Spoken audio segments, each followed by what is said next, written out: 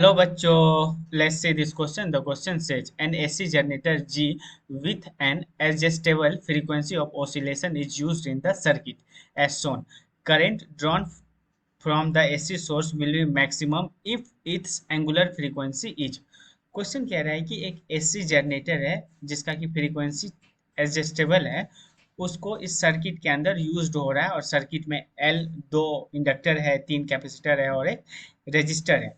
तो अब कह रहा है कि इस एसी सोर्स से करंट जब मैक्सिमम होगा तो उस वक्त एंगुलर फ्रीक्वेंसी क्या होगा।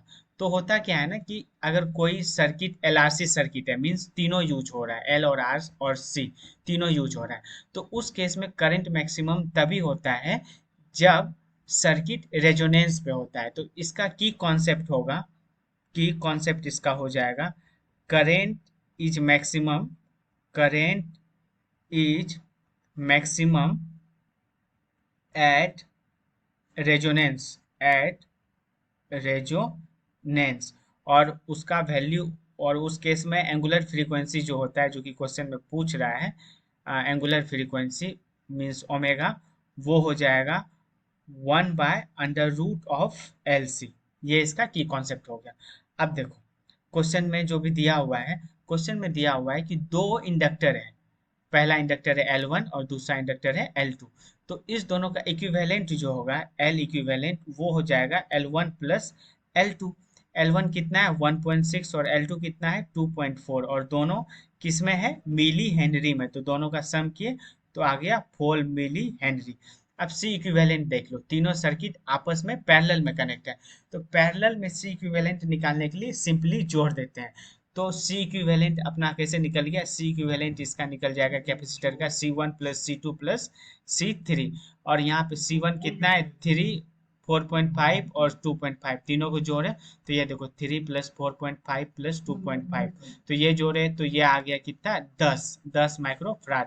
तो सी इक्विवेलेंट इसका कितना आ गया 10 micro farad. R equivalent already पहले से एक ही सर्किट में आ रहे रेजिस्टेंस है, और वो है 100 ओम के बराबर, 100 ओम के बराबर।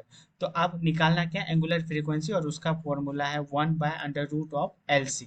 तो देखो 1/L कितना था, L कितना हम लोग निकाले 4 मिली हेनरी, तो 4 मिली हेनरी को हम लोग हेनरी में कन्वर्ट कर दिए, और C कितना है, C है 10 माइक्रो फराड, मतलब -6 से मल्टीप्लाई कर दिए। तो ये देखो इसको हम लोग जब कैलकुलेट करेंगे तो ये 1/4 को बाहर निकाले तो ये आ गया 1/2। तो ये देखो 10, इसको रफ में हम लोग यहाँ कर लेते हैं, रफ में 10 की पावर -3 -6 प्लस 1, तो ये आ गया कितना 10 की पावर -8, और -8 का 1/2 तो ये आ गया 10 की पावर 4। ठीक है, तो ये आ गया कितना 5 इंटू 5 × 10⁻³ रेडियन पर सेकेंड। इसको कैलकुलेट किए तो एंगुलर फ्रीक्वेंसी जो कि इसका आएगा यहाँ पे, एंगुलर फ्रीक्वेंसी जो कि क्वेश्चन में पूछा है, वो आ जाएगा 5 × 10⁻³ रेडियन पर second. Hence the answer of this question is option number C। Hope you understood it well. Best of luck.